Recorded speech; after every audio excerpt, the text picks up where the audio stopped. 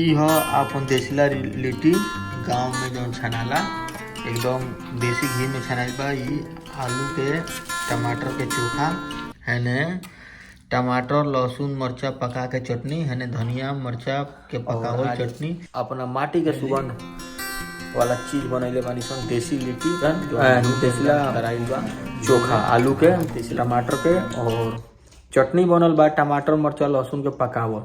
ओकरा बाद फिर से धनिया के पत्ता ये सब। तो एने आज होता हमनी के पार्टी। देखी है ने हमार फोरमैन बड़ा ए फोरमैन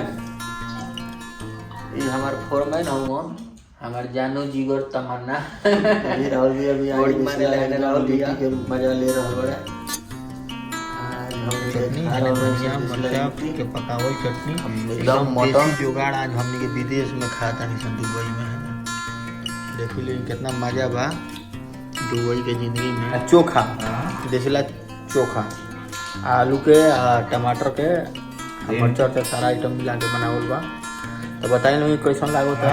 हमारे ब्लॉगिंग वीडियो अच्छा लगी तो तनी कमेंट करम लोगी या लाइक करम लोगी और तनी हमारा चैनलवा के भी तनी लाइक फॉलो मार दनी वीडियो के यूट्यूब चैनलवा पर जवन बा सब्सक्राइब और ओकरा पर लोग भागवता तनी ओकरा के लाइक करी लोगी चैनलवा उठ जाओ।